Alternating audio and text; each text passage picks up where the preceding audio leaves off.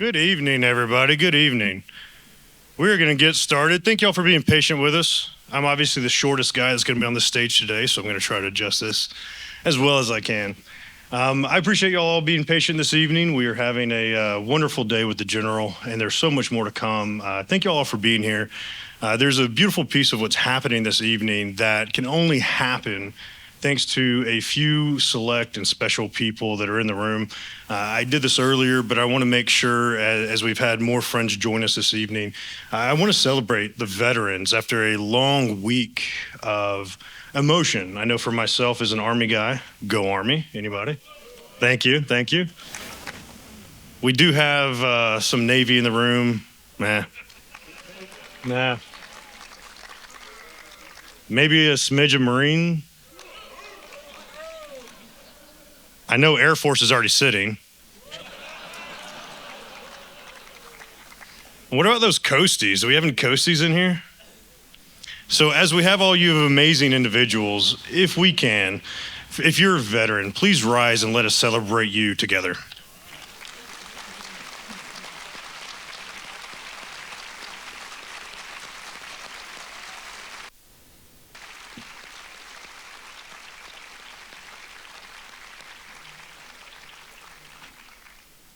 So if you don't know me, my name is Zach Knight. I'm the founder of Advancing the Line for Veterans, also known as ATL Vets. We're an organization, a 501c, that focuses on creating new mission and purpose for veterans through entrepreneurship. A big piece of this is actually creating stages like this for veterans to speak on, much like General Petraeus is doing this evening for us. We truly believe that there are veterans that need their stories shared, but unfortunately, too many of us are unwilling to do so, a little bit nervous, or there are so many blocks there for us. And I think that we as a community can further that, where we can actually bring veterans on stage and let them share their stories of true impact, much like what you're going to hear from the General tonight. There are a few people that I have to give a very special thanks to because they made this capable, possible, and truly a room filled with amazing individuals like yourselves. The first organization I want to say thanks to is a little bit out of order because I'm going to introduce him next, but the CEO of this amazing location and a history center, as well as their staff. Can we please give them a huge round of applause?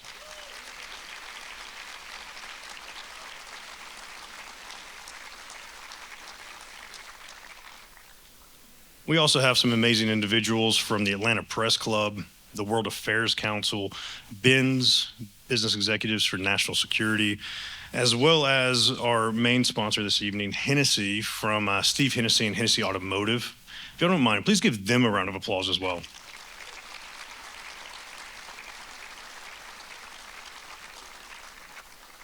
There's one other organization that I'm a part of that I want to make sure I highlight. There's a huge collaboration happening in Atlanta, and it's thanks to Vetlanta. While there is a similarity between ATL Vets and Vetlanta, I'm actually the marketing chair for Vetlanta. We host quarterly summits. Our next one's coming up at the Emory Business School in December.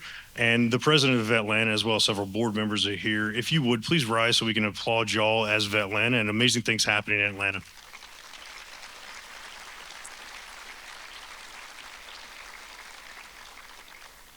As you notice, my list of partners is long because I believe true collaboration and partnership happen here at the intersection of sharing stories among veterans. The next individual, as I mentioned, is the CEO of this amazing venue, Sheffield Hale. He's an amazing individual that has truly, when I tell you, has opened his doors, literally, figuratively, in so many amazing ways to make a young organization like ATL Vets successful in an evening like this. Across today, we've had over 1,000 attendees here to hear from amazing words from General Petraeus. And without further ado, I do want to introduce Sheffield Hale, the CEO of Atlanta History Center. Thank you very much. Well, unfortunately, I'm not a veteran, so I can't go through all of this business about various services and things like that. But I can say to all the Georgia Tech people in the house, go Dogs. That's all I can do. And so anyway, thank you, Zach. And we are really grateful for the partnership along with the Business Executives for National Security to be able to host General Petraeus here tonight. In 2026, the Atlanta History Center will mark 100 years of connecting people, history, and culture. As a museum and a history organization, we strive to preserve the history of this region and the country so we can learn from our mistakes and triumphs alike to create a better Atlanta.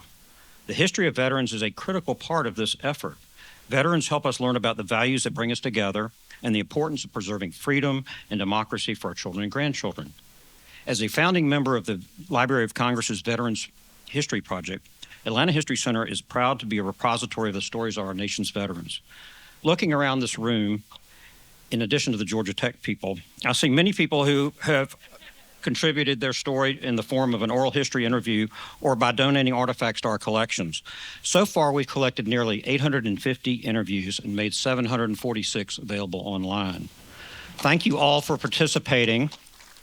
And once we get those pesky last 100 online, we're going to have to go out and get a lot more interviews. We are really looking for people who have been engaged in the war on terror because we think they need to tell us their stories. Nobody can tell it better. And we really appreciate all of those who have. But please, if you have a friend, if you're a veteran, please come and tell your story. We need to hear it. The country needs to have it. Now, though we're here to talk about one of our and meet one of our most decorated generals of modern time, David Petraeus. For now, I'd like to do is I'm going to introduce our moderator, Ricky Bevington.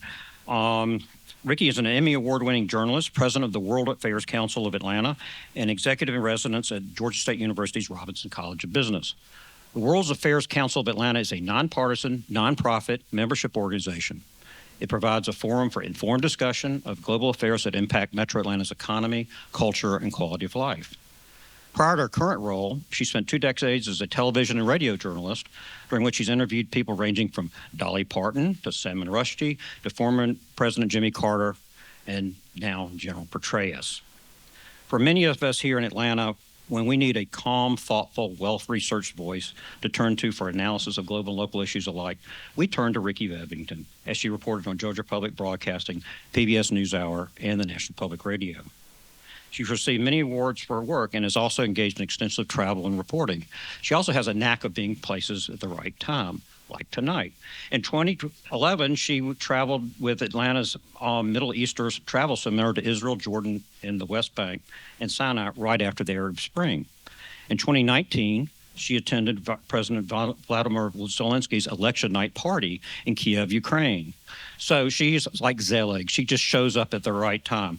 I'm so grateful for her to be here tonight to conduct this interview. Please join me in welcoming Ricky Bevington.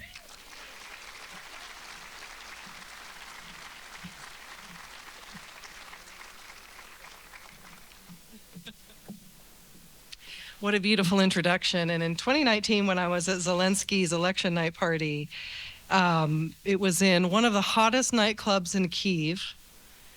Zelensky is an actor, right? A comedian. We walk in, house music is thumping, the lights are down, and it's ping pong tables everywhere. That was a presidential election night party. Many, many years before we knew what President Volodymyr Zelensky would be put through as president of Ukraine. So thank you for that beautiful introduction, Sheffield. Thanks to all of you for being here. This is a very special opportunity. I have the great privilege of introducing General David Petraeus, who's one of the leading battlefield commanders and strategists of our time. He served over 37 years in the U.S. military, culminating his career with 6 consecutive commands as a general officer, 5 of which were in combat, including command of the surge in Iraq, U.S. Central Command, and NATO U.S. forces in Afghanistan. He subsequently served as director of the CIA during a period of significant achievements in the global war on terror. General Petraeus graduated with distinction from the U.S. Military Academy, earned a PhD from Princeton University, and has held academic appointments at 5 universities, in addition to his current position at Yale. His awards include 4 Defense Distinguished Service Medals, the Secretary of State's Distinguished Service Award, the Bronze Star Medal for Valor, the Combat Action Badge, the Ranger Tab, and Master Parachutist Wings. And he's given me permission to tell you that he was runner-up to Vladimir Putin for Time Person of the Year in 2007. but he redeemed himself by being sanctioned by Russia in 2022. Welcome to the stage, General David Petraeus.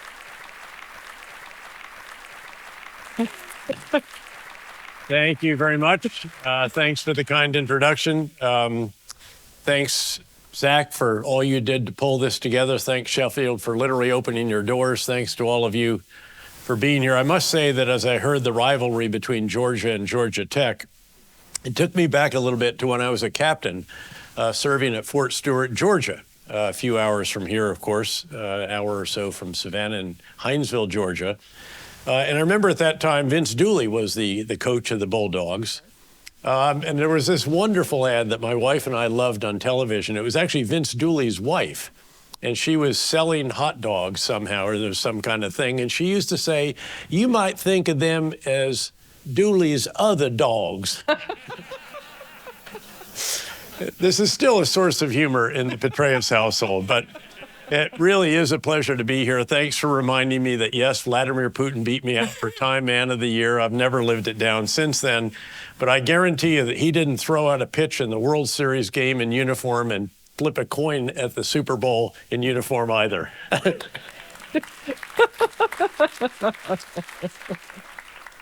I would think these days it's a privilege to be sanctioned by Russia. It's a huge privilege. I was very proud of it. That's why I added it to my CV.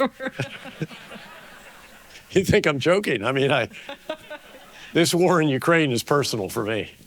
Well, that's actually great because I'm going to ask you why this book and why now, and I think that Ukraine is very much part of it. Yeah, it is. So I knew my co-author, Andrew Roberts. A lot of you will know, one of the greatest historians and biographers of our time. He and I had done a lot together over the years. His Churchill book, his George III book, that was The Last King of America. We had fun with that, and a number of others. And he called me up after Russia invaded Ukraine, and he said, you know, we really need to have a military history context for what's going on in Ukraine, and it doesn't exist. And he said, I've done 20 books, or this will be the 20th book. I've never done one with a co-author, but would you be willing to do that? And the truth is, I've been looking for an opportunity to write about Iraq and Afghanistan, but not doing it in a tell-all memoir or something like that. My PhD dissertation was on Vietnam, and I was eager to go back and look at all that had transpired in the 25 or 30 years since then. So I jumped at the chance, and we got on with it. It was interesting that then, you know, you have to talk to publisher. You got to sell the book, you know, at a certain point in time. I learned, you know, he does this for a living. I'm doing this sort of for fun and handing. By the way, you left a fairly significant thing off my CV. I'm also a partner in one of the world's largest investment firms, KKR, and chair their Global Institute, something I've been doing for the last 10 years, which is a great privilege. But so anyway, we'd talk to the publishers, and finally one of them, HarperCollins, who actually ultimately bought the book, if you will, said, well, how do you intend to divvy up the writing for this thing? And he said, well, General Petraeus is going to write about the countries that he's invaded, plus Vietnam and a few others, and I'll fill in the rest. And we sent literally thousands of emails back and forth. And you will see, those who have the book, Iraq and Afghanistan was interesting because the original draft was in the third person, which is the way you normally write history. And the editor came back and said, this just does not work. You just can't sort of say, and then General Petraeus went to see Prime Minister Maliki and told him this, and Maliki said that, and all the rest. You know, you should write it in the first person. So just put a little asterisk under the front of that chapter and say, I drafted this. You know, I was there as a 2-star, 3-star, 4-star, 4-star, and then later CIA director, and the entire time that we had combat forces there for the first decade.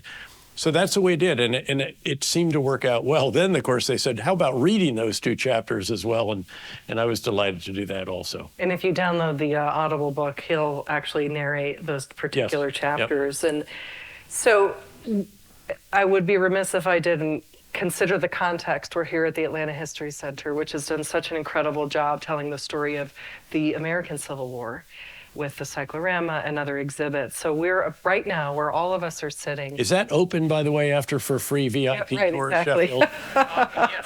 With a glass of red wine, maybe? VIP for one. It's really extraordinary. If you haven't actually gone through the incredible exhibit, congratulations to Sheffield and his team. Wow. So where we're sitting tonight is about 100 miles south of the Chickamauga and Chattanooga National Military Park. It's incredible. Please go if you haven't been. But it was dedicated in 1885 by members of Congress who were veterans. So this is a full generation after the Civil War. And the idea was that they saw the need for a federal park to preserve and commemorate battlefields so that we could study war. That was the idea, a little under 150 years ago. So my question to you, General Petraeus, you've written this incredible book about war. Why do we need to study war? Well, tragically, we have seen that this is all too timely. Ukraine wasn't the last big war of our time. We're now watching a terrible fight between Israel and an extremist army, which is, I think, the way to describe Hamas. They are the equivalent of the Islamic State. I agree with Prime Minister Netanyahu and his military chief of staff. They have to be destroyed. And again, this book provides context for that as well. In fact, there's a lot of lessons in the book for that and just frankly for leadership in general. Because what happened is as we went through the book, we realized that the most important determinant of success in conflict is the quality of the strategic leadership in particular. This is the senior civilian, President of the United States, sometimes Prime Minister of the UK, Falklands, and so forth. And then it's the battlefield commander, the commander in charge of the theater of war. And they have to perform 4 tasks very well if their side is to have an opportunity to win that conflict.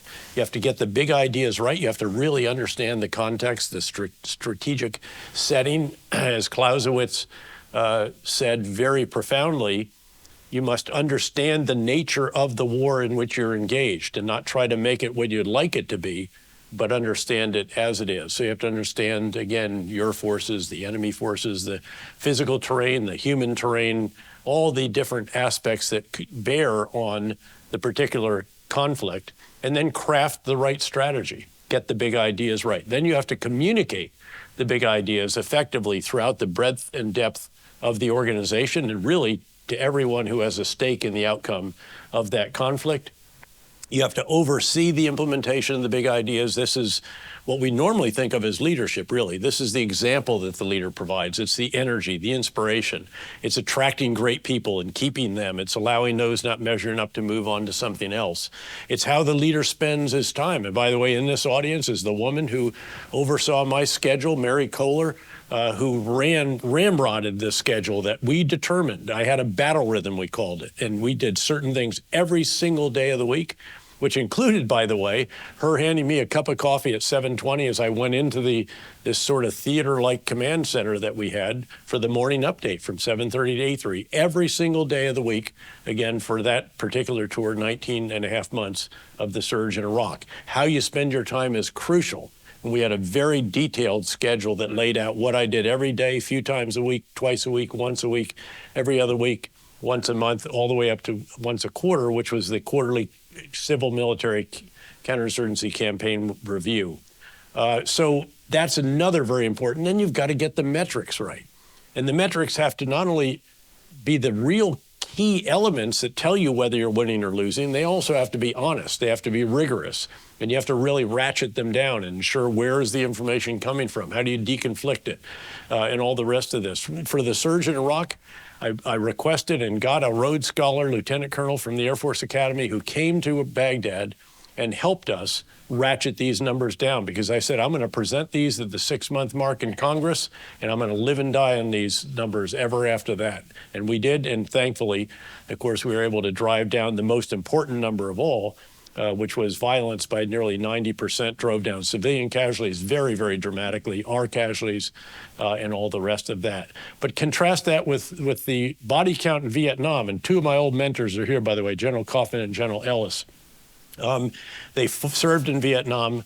The body count was the wrong metric. And then it became a very highly suspect metric. The integrity of the reporting eroded over time, and it actually ate at the integrity of the entire endeavor that was going on. We didn't get the big ideas right in Iraq, in Vietnam, until somewhere around 1968. We can go through that if you want later on.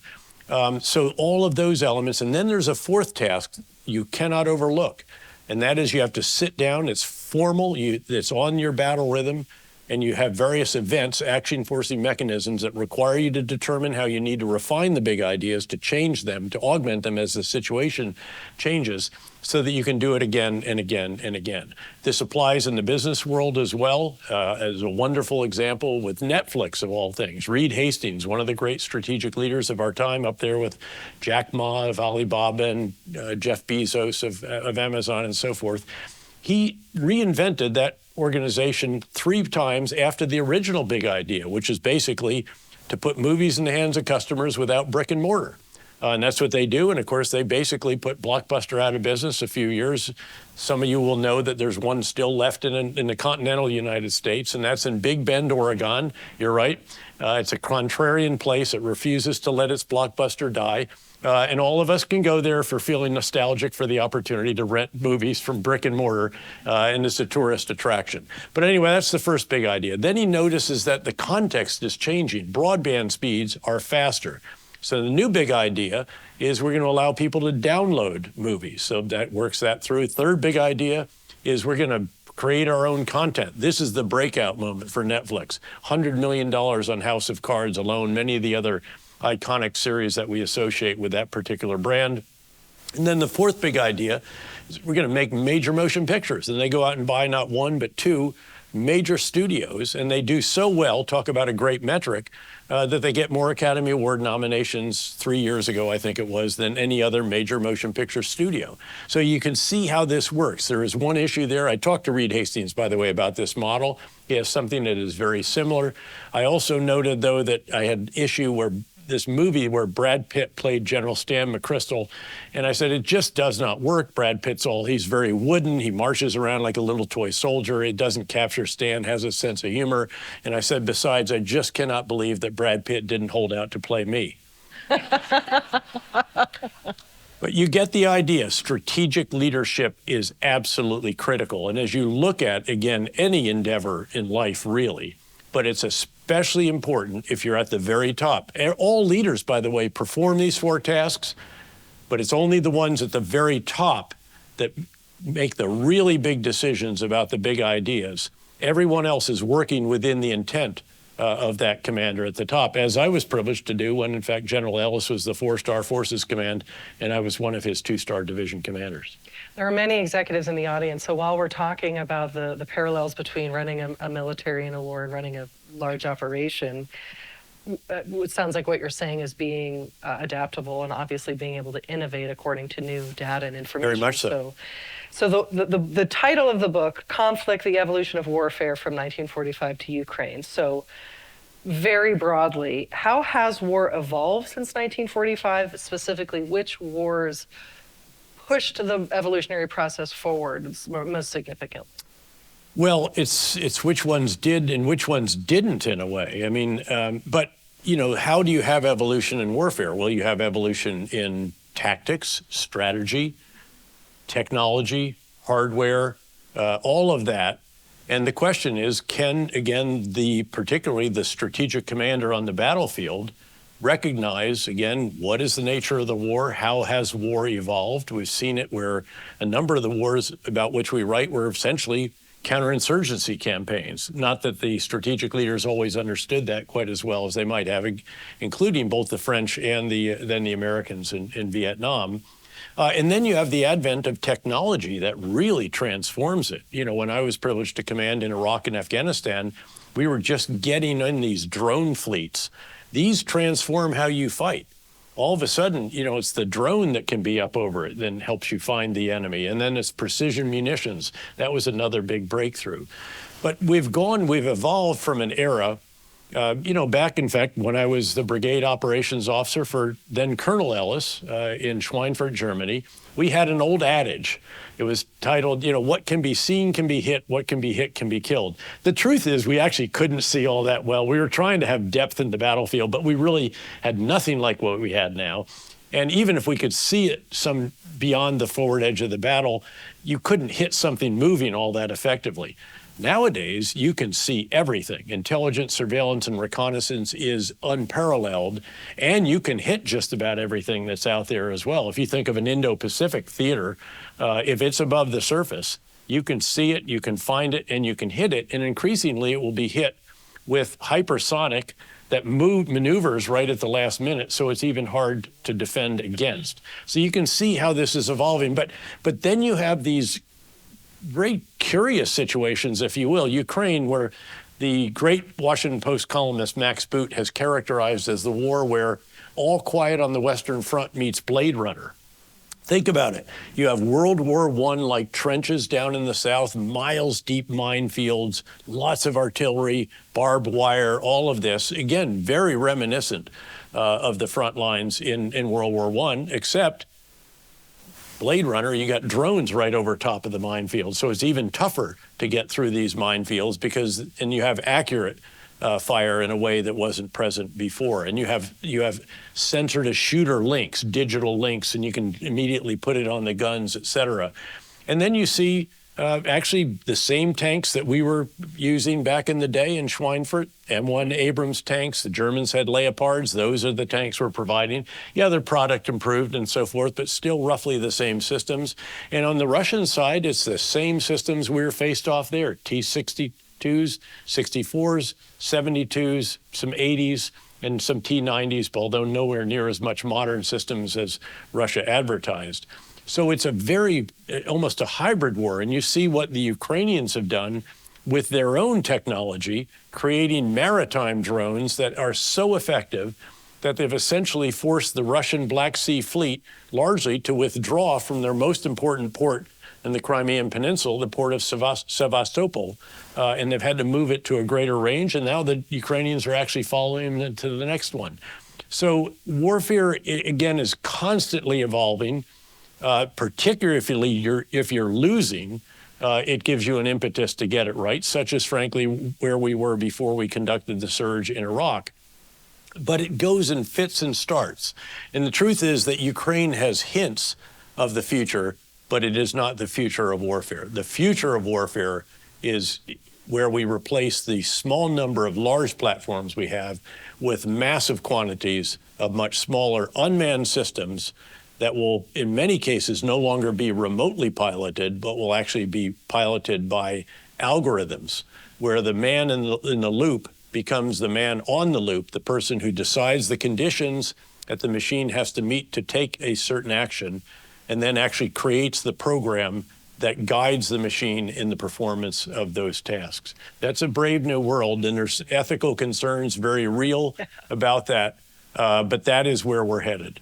Well, to have an algorithm decide, well, we'll get to the future of war. Welcome to the brave new world. And we're going to talk about Ukraine as well as the two very hot wars right now in Ukraine and in Gaza. But let's go to the two countries that you did invade, per your co-author's terms. I really didn't invade Afghanistan. I was a little later. Sorry, I was trying to, but Iraq, echo what you said. Yeah. You write that the surge in Iraq that mattered most was not the surge of forces. What did you mean by that?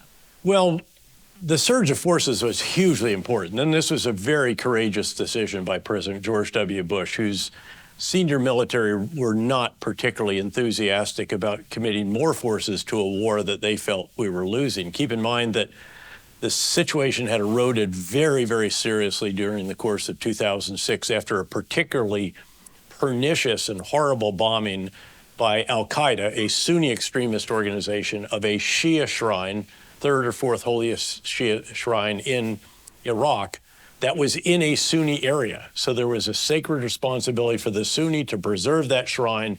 Al-Qaeda gets through that. They do enormous damage to it, and it sets off a cycle of sectarian violence between Sunni and Shia that by the end of the year is a full-blown civil war in many parts of the country. So the president decides he's not going to continue to withdraw. He's going to provide additional forces. One of the service chiefs actually said, we're afraid this could break our service. The president said, I'll tell you what will break a service, and that's losing a war. And he was right, and it was an incredibly courageous decision. He selected a new commander, a new ambassador, a new Secretary of Defense, and then empowered the commander and the ambassador. And the surge that mattered most was the surge of ideas. It was the change of big ideas.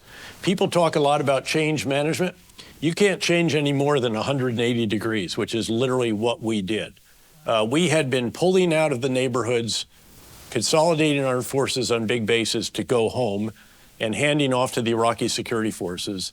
And we realized that that strategy, which had been valid up until early 2006, had been invalidated by the violence. And we needed to completely reverse it. We had to go back into the neighborhood. So the biggest of the big ideas was secure and serve the people. We can only do that by living with them and taking back control from the Iraqi security forces. By the way, the prime minister of Iraq did not want that to happen. We had a very serious issue in day 3 where the National Security Advisor of Iraq called me in and said, General, I have a series of demands.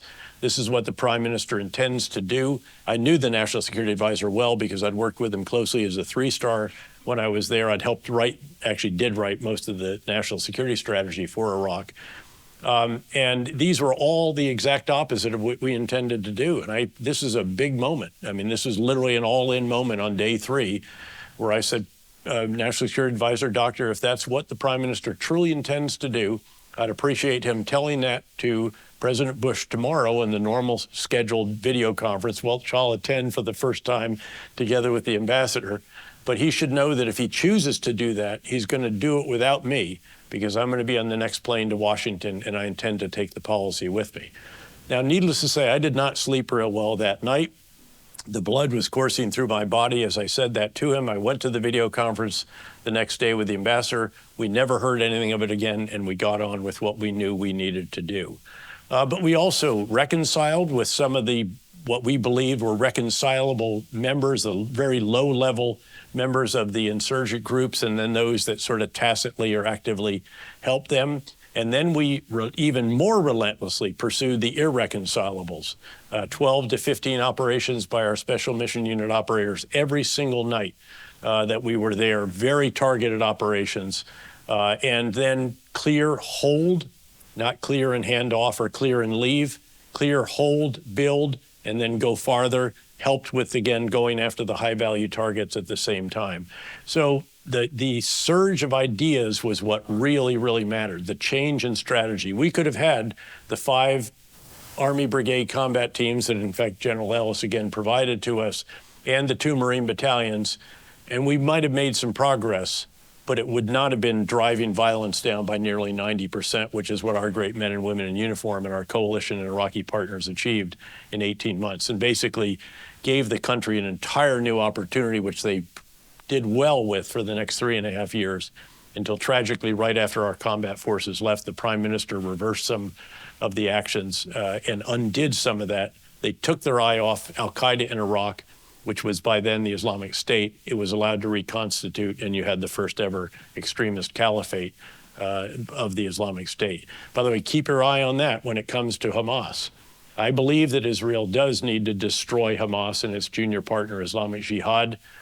But keep in mind that if you don't keep them from reconstituting a few years down the road, you have that problem back. And that's going to be the thorniest of all the issues with which they have to deal in the post-conflict phase. And that's saying a lot, because there are a lot of thorny issues they have to deal with even after Hamas is destroyed. Turning to Afghanistan, some have argued that Afghanistan was the United States' 21st century Vietnam. You disagree? Why is that? Yeah, again, there was a lot of this, Afghanistan is our Vietnam now. I just didn't buy that, because I felt that Afghanistan was actually sustainable. It was dissatisfactory, it was frustrating, it was maddening, but it was not Vietnam. Vietnam was unsustainable, tragically.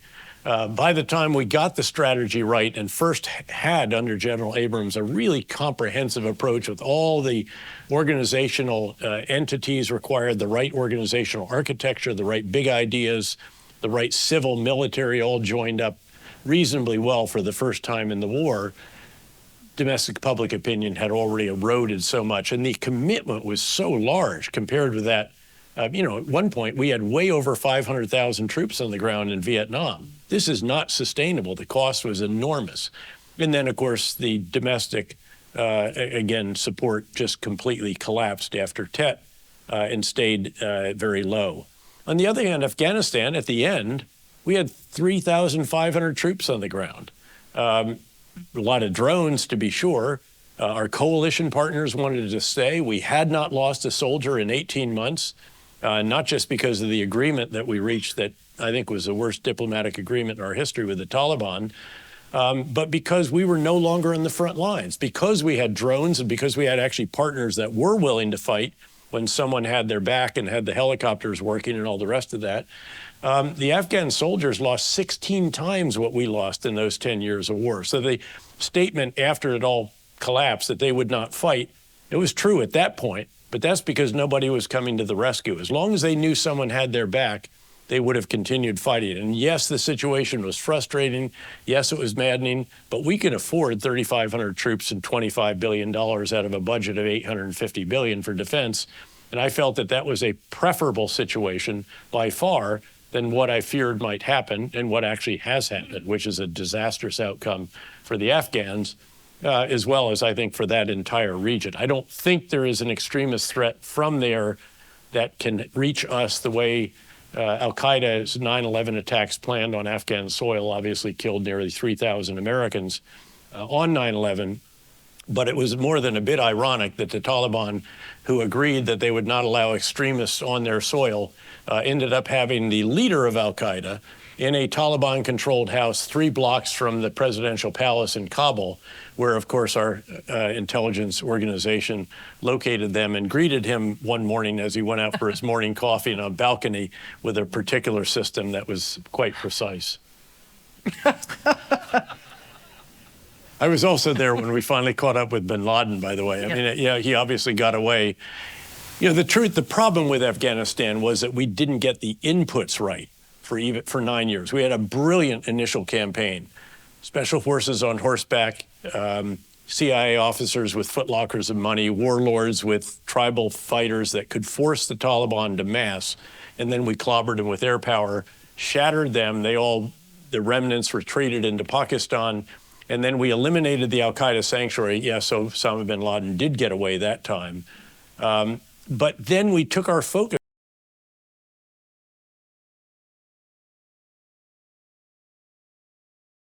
after the surge, that we were able to draw down the surge forces in Iraq, could finally refocus on Afghanistan, realize how increasingly out of control it was becoming, then finally get the big ideas right, get the right level of forces, diplomats, spies, development workers, rule of law, the right organizational architecture, the right preparation of our forces, the right commanders, all of these finally at about the 9-year mark. But we had squandered time that you can never get back, allowed the Taliban to reestablish, reconstitute again. And of course, they had sanctuaries in a neighboring country that was the most maddening aspect of Afghanistan and the most challenging because Pakistan would not go after those forces on their soil, even though they were taking apart their neighbor or trying to, nor would they allow us to go after them, which was, again, the most maddening aspect of that particular situation. That said, again, we ultimately did get into a reasonable situation, and I felt that that was sustainable in a way, again, that Vietnam just never was. I wish that we could get to every conflict that you talk about in this book. I mean, it really is exhaustive, 75 years. Everything from Gibraltar to the Falklands, and of course the biggies, Vietnam, Afghanistan, Iraq, Ukraine. You mentioned the diplomatic agreement with the Taliban, which you just said was a terrible idea. Let's pause for a moment and talk about the role of diplomacy and diplomats. I now run the World Affairs Council of Atlanta. So this is a world that I now work in. And I really do understand what American diplomacy does to deter conflict, to ensure our private sector interests, obviously our government interests, our economic interests. We're in a position right now where our diplomats are not being confirmed by Congress. This is a very real issue for American citizens. You work very closely with diplomats. What can diplomats do for the U.S. military that is so essential in your experience? All the stuff that the military can't do. I remember, in fact, I remember I used to be asked by the Secretary of State when I was a 4-star to come back to Washington, no kidding, and to testify before the Appropriations Subcommittee on whatever it was, foreign relations and the things that get the State Department and U.S. Agency for International Development money. And, my argument was very similar to what General Mattis famously said. If you don't get us diplomats, you're going to have to get us more bullets. They are hugely important. And I was privileged to work with, I believe, the greatest diplomat of his generation, Ambassador Ryan Crocker, who was, yeah, I agree. This is somebody who was the ambassador to every difficult place you can imagine. Pakistan, Afghanistan. He actually ran the flag up right after we liberated it. And then he came back some years later, Iraq, where I was privileged to part with him, also in Afghanistan. And then also Syria, where I think they sacked his residence at one point in time, Kuwait, right after liberation, and some others. A really extraordinary individual. And we had a partnership that I think is unequaled in history, in the same way that we had a president who empowered us in a way that no president ever has before or since. When the president of the United States starts a meeting on a Monday morning at 7:30 a.m. with all the national security team around the national security table, you know what his priority was. And it was Iraq, and it was a video conference with the ambassador and me, certainly all the rest of them around the table. By the way, look at the White House schedule. The public schedule is always announced. It's out there. It's a rare day that has something that happens before 10 a.m. This is 7:30 a.m. on Monday morning. So imagine the poor action officers who had to be in there on Saturday night to go through. By the way, I used to send a memo back on Saturday or on Sunday evening so that they would have that and they could pick that apart, because that's what they're going to hear about the next day. And he immediately went to the ambassador and to me. He didn't ask the CIA director how are things going in Iraq. He had the commander and the ambassador. We decided early on that we would do everything together. Every time that we met, either one of us with the prime minister, we would go together. Every congressional delegation we did together. Every session with the president, certainly the vice president when he came over, all of these. And we even did a civil military counterinsurgency campaign. And I remember when it came out and I sent it back to the Pentagon, they said, there's an awful lot of civilian crap in this campaign plan. And I said, yes, very good. That's because it's a civil military counterinsurgency campaign, which is what it has to be. It has to all be joined up. And that's the way we were.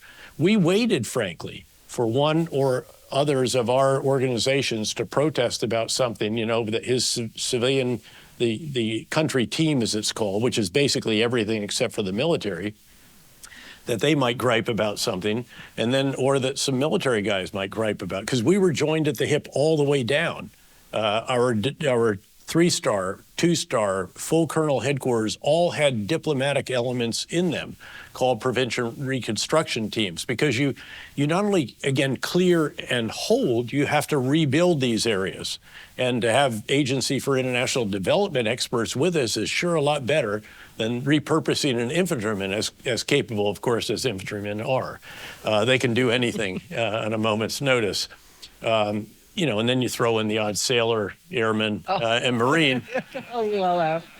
And you might really have a cocktail. And by the way, whoever it was, again, don't forget the Space Force Act. I mean, they're now called Guardians. So we have soldiers, sailors, airmen, Marines, Coast Guardsmen, and Guardians. So, but all of those together. So he was really, really extraordinary. And we had this great partnership. I should note as well that I came back at the 3-month mark. I had agreed that I would come back for a public hearing at the 6-month mark. That was part of the concession I had to give during the confirmation hearing. And I came back at the 3-month for a private hearing.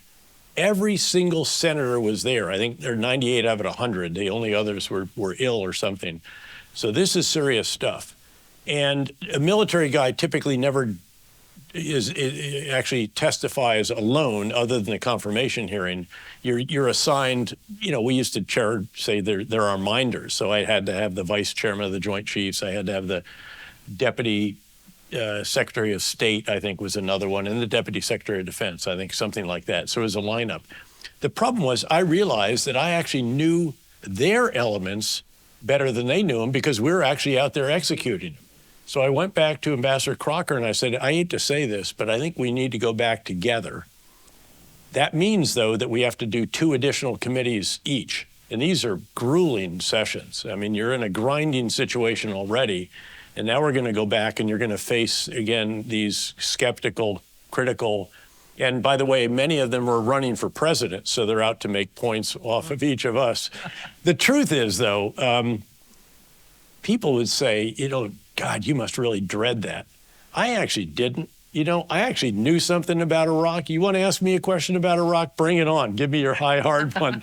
And of course, I mean, once you have results, and thankfully by the 6-month mark, just at the four-month-ish mark, all of a sudden violence turned down.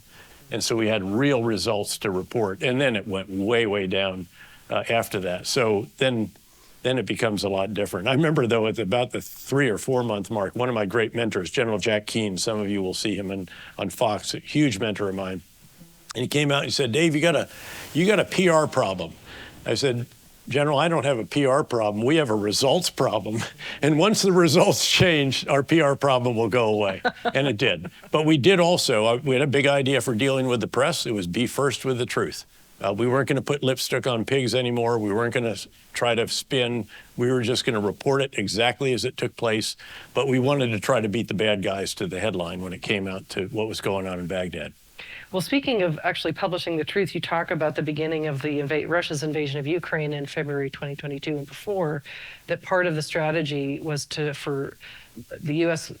and allies to actually tell everybody what was happening. Yeah, it's really quite dramatic. Extraordinary. Yes, I think it's unprecedented to have a situation in which you have essentially finished intelligent products, which were all showing that Russia was mobilizing for an invasion of Ukraine and was going to invade. And then you launder that, if you will, into publicly releasable information without exposing sources and methods. That's not that easy. And yet they did a brilliant job with that. I don't think this has ever been done before on that, certainly in that scale over a period of time. And it proved to be exactly right, which then gets a great deal of credibility for what you say after that. So I thought that was a very impressive development and a unique development. And I think we'll see it in the future a fair amount as well. Well, you've called the war in Ukraine the first open source war. Yeah. What is it? But you've also now said that what we're seeing in Ukraine is not the future of war. So what's new in Ukraine? The open source war really gets at the idea that this is the most transparent war we've ever had. Never before has there been a war in which every person on the battlefield has a smartphone, access to the internet, and the ability to upload images, videos, and so forth to social media sites.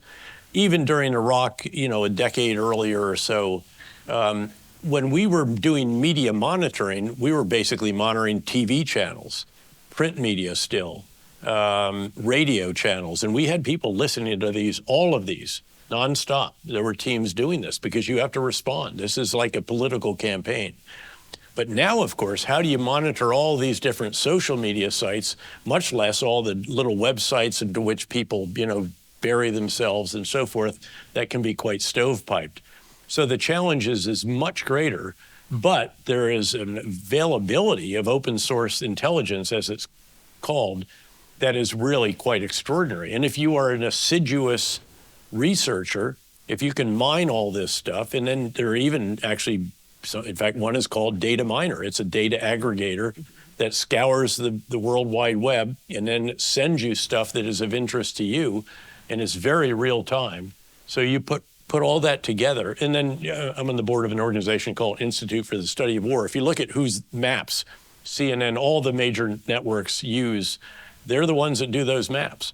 And they put it all together based on open source, and it's really quite extraordinary what you can do with that now. Whereas in the past, you were much, much more dependent on classified sources and methods. Now you have to merge that with what you can get in open source.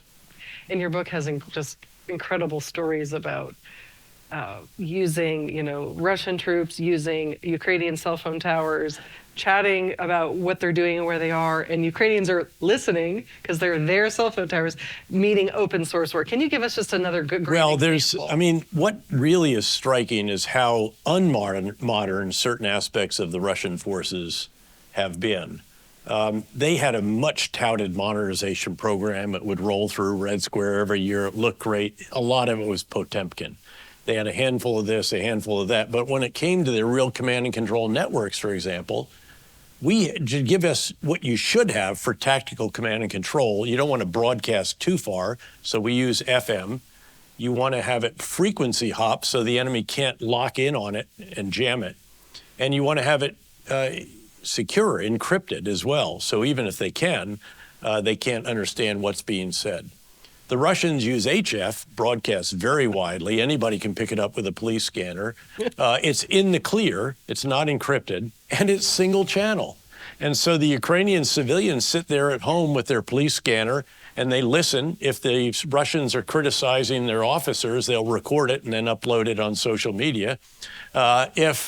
On the other hand, if it's serious stuff, then they listen for a while, glean the intelligence, and then they just transmit on top of it and they jam it. So then the Russian soldiers started using their cell phones. Well, again, as you said, they bounce off a cell tower and you can monitor that. Then they decided let's not even let them use the cell tower, so they deny whatever area code, if you will, equivalent of Russian cell phones, so they can no longer communicate on the Ukrainian grid. So then the Russians start stealing Ukrainian cell phones. So then the Ukrainians use Find My iPhone, and this is just, it's just unbelievable. And that's where the drone drops. Yeah, and then you have Zelensky, who's this extraordinarily gifted, as you noted, Churchill with an iPhone or something like this. But by the way, think of the quality of strategic leadership. You have a wonderful compare and contrast between Zelensky and Putin. Zelensky's first, by the way, to be fair, and as you noted, Zelensky was an actor. He was a comedian who played the president so well that he gets elected president. He's elected on a reformist campaign. He actually doesn't do all that spectacularly well the first 2 and a third years. And then Russia attacks. What's his first big idea? I don't want to ride, I want ammunition. Second, I'm going to stay in Kyiv.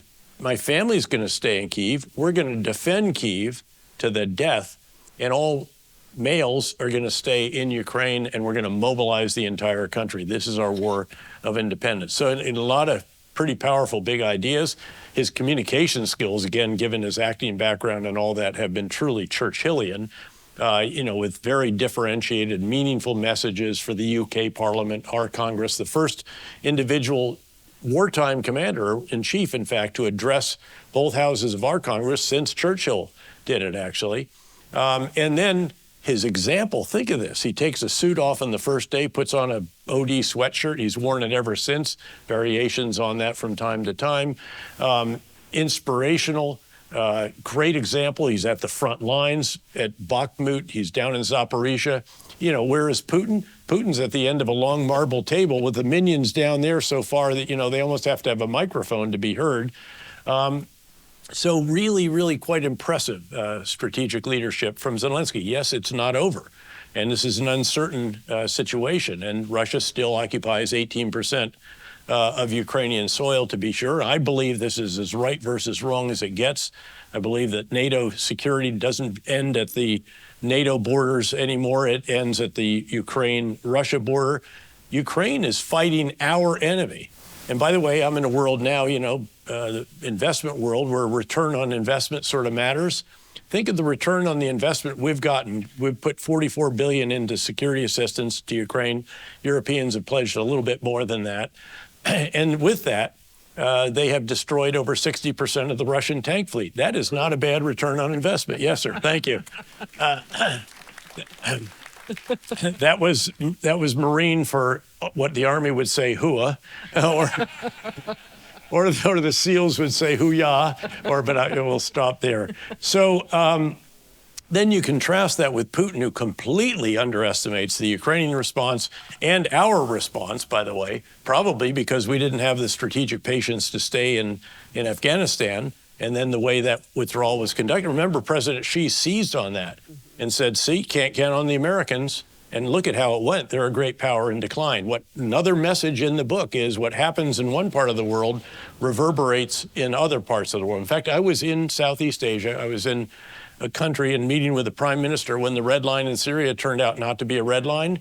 And he said, you know what, General? That has repercussions out here. And at some point, we might want to get to the Indo-Pacific when it comes to deterrence and this kind of thing. Well, then let's talk about deterrence. You argue repeatedly about deterrence. This is obviously coming from a general, so consider the source. But I'd like for you to expand on that. You argue repeatedly the Hey, cost. come on! I argued for more State Department spending, not You just love more defense spending. I love that. That's right. You say deterrence is a fraction of the cost Exactly. of the conflict when it comes. Yep. So here we are as the U.S. Congress debates sending military aid to Ukraine, as well as Israel, but let's focus on Ukraine. What lessons should they learn from history for guidance? Again, what you do in one part of the world matters in other parts. If we don't have the wherewithal, again, with an $850 billion, probably closer to $900 billion defense budget, and by the way, that's over 2 years now, so we're talking 1.8 or 1.7 trillion. We can afford $44 billion in assistance to Ukraine, and we should provide them more. They're fighting our war for us. The threat to NATO is vastly reduced because of what they're doing. We're not actually fighting that war. People keep saying, gosh, can we fight 2 wars and still? We're not fighting any of these wars. We're helping other people fight these wars. By the way, that's the way you want to do it. We finally got to that with what is best termed advise, assist, and enable, which is how we enable the Iraqi security forces and the Syrian Democratic Forces to destroy the Islamic State in Iraq and Syria. But again, if you don't have the strategic patience and wherewithal to do that, why would they believe that you're going to have the will to employ your forces in the much more important theater? Look, it's all about the Indo-Pacific theater. I personally believe we should very quickly do a bill that has not just Ukraine, but absolutely Israel. It should have our southern border. There ought to be something in there for Taiwan, and put it all together and just get on with it and stop the, these. By the way, I am non-political. I don't even register to vote, much less to support a candidate. And interestingly, members of either party do consult on a fairly regular basis. But look, the big show is the Indo-Pacific. And deterrence is a function of 2 elements. It's the potential adversary's assessment of your capabilities on the one hand, and your willingness to employ them on the other. I mean, that's why President Biden seemingly has slipped up not 1, 2, 3, but 4 times and said, we'll come to the rescue of Taiwan. He wants there to be no doubt in Beijing that we would, in fact, enter that if Taiwan was invaded. Yes, his national security advisor rushes out then and says there's no change to our policy of strategic ambiguity and all the rest of that, because you don't want to be needlessly provocative, but you do have to be firm. And we do need to transform our forces from, again, a small number of large platforms, which are incredibly capable. Loved having 2 aircraft carrier task forces in the Central Command area when I was there all the time, but also increasingly vulnerable. That has to transform to a massive number of small, again, systems that are increasingly going to be algorithmically piloted, not just remotely piloted. And that is essential. So again, deterrence, yeah, it costs a lot of money. Yep, if it gets to $900 billion, that is a heck of a lot of money on defense. But deterrence is a lot cheaper than war. And if we're a conflict to break out between the U.S. and China, that would be catastrophic for the entire world. Before we go back to the Indo-Pacific, let's pause on Israel and what's happening in Gaza. You spend a lot of time with various wars between Israel and neighbors, but you also talk about the Israeli army. It's a citizen army rather than a professional army. Yeah. Why is Israel's army so unique in the world? Well, there are very few true armies in which there is mandatory conscription. There are a few. Interestingly, Finland, which is now joining NATO, is one of those. And by the way, but believe it or not, I had Finnish forces and Swedish forces, the other country that will join NATO once Turkey and Hungary get around to letting them in. These are very, very capable forces. The Finns in particular, everyone served in Finland. They had their weapons at home. They did lots of reserve duty and all the rest of this. And this is what Israel is. And so, again, that is fairly unique in this day and age. It's because of necessity. To be sure, there are some elements in society that don't serve, and then there's an increasingly large Arab population, not all of whom serve either. But that intent there, why they've done that, is because they're surrounded by enemies, they're outnumbered, They're much more capable, though, increasingly so now, but they need everyone on deck. Now, that imposes a challenge, though, because when you call up 360,000 reserves, you now have 8% of the Israeli workforce in uniform. And that means that there's an economic clock here ticking, as well as the other clocks that are going around the world. And so that's a big, big challenge for them. But what it also means is that you have incredible skill sets. So, I know the individual, when I was the CI director, it's publicly known that we work very closely with the NSA version of Israel called Unit 8200, incredibly skilled cyber experts, also obviously with Mossad, Shin Bet, and then on our side, NSA. And we all work together, allegedly, according to a New York Times reporter. We did certain things with Stuxnet and the nuclear program and some other things about which I can't comment. But these individuals are incredibly skilled. They then go out, and they're a reason why Israel is known as Startup Nation, which is that it has all these extraordinary startups. Many of them, again, are all tech-related, cyber-related. Look, they go to war, all these people go back in. There's an individual, he's a venture capitalist. I've done work with him. Team 8, it's called. He basically brings the best and brightest out of 8200. They attack a problem. They create about 3 new companies a year. They're extraordinary. He's back. He's the deputy commander of that unit, which he commanded actually when he was younger.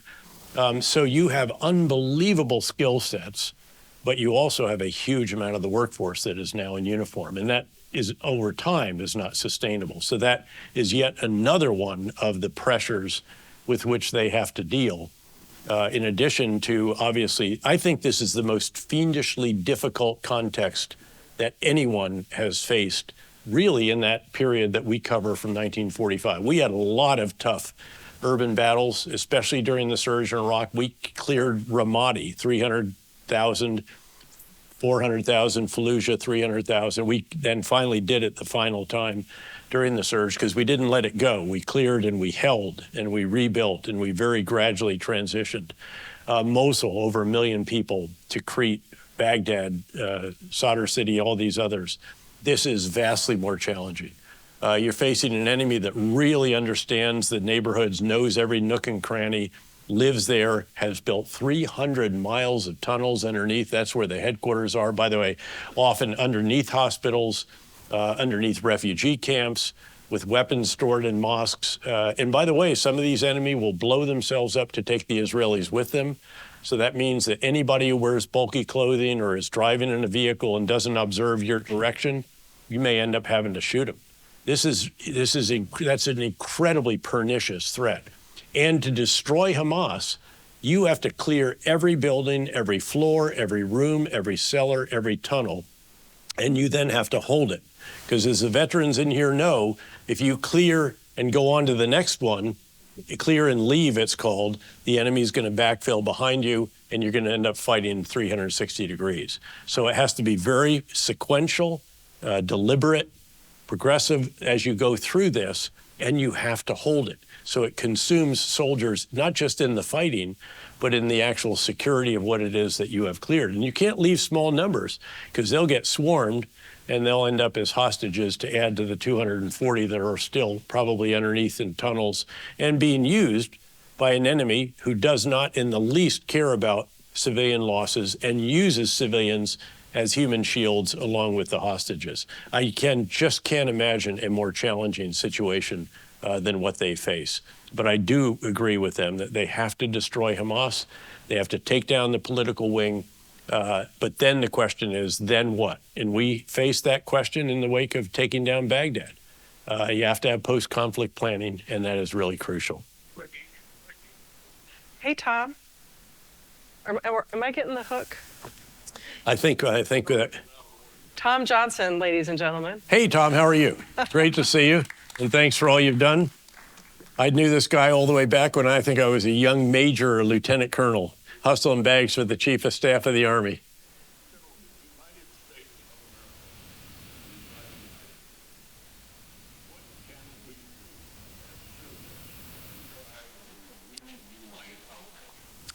Well, it seems to me that, again, I'm non-political, so I don't engage in domestic politics.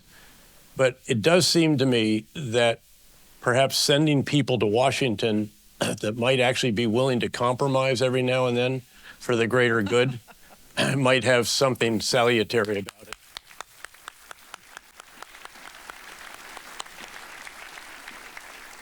But with that, Tom, actually, seriously, thanks for all you've done for our country, especially for this particular metropolitan area and the great organization that you built here. Thank you.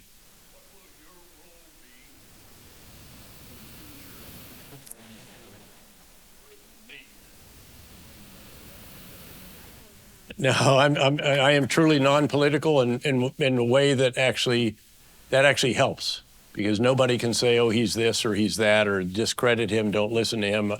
Again, I stopped voting for a reason when I was promoted to 2 stars.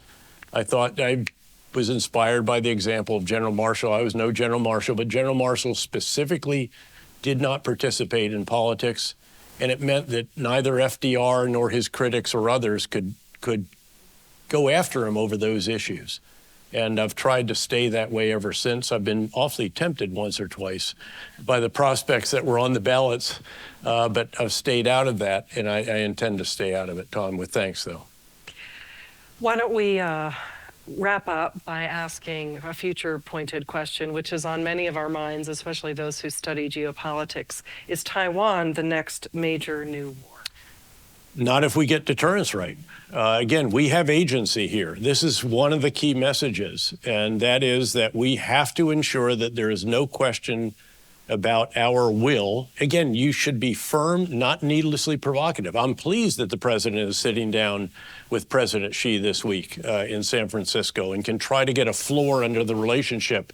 I'd like to see this relationship be as mutually beneficial as is absolutely possible. But look, I'm a former CIA director. You have to deal with the world the way it is, not the way you would like it to be. And right now, the severe competition is a description of the relationship by our national security advisor. And I think that's accurate. What we have to do is make sure it never erupts into actual confrontation. The way you do that is by ensuring that the elements of deterrence are rock solid. Thank you. General David Petraeus.